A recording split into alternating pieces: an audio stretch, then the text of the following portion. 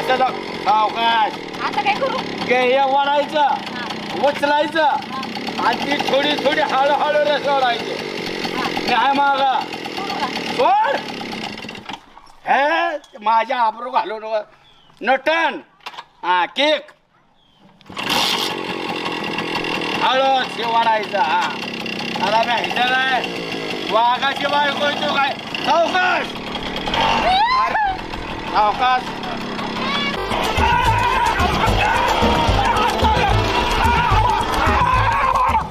सुभाषराव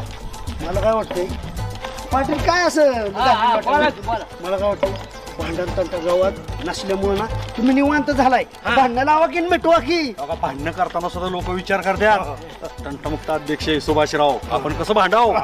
तसं तुमच्यापेक्षा थोडं माझं राजकीय वजन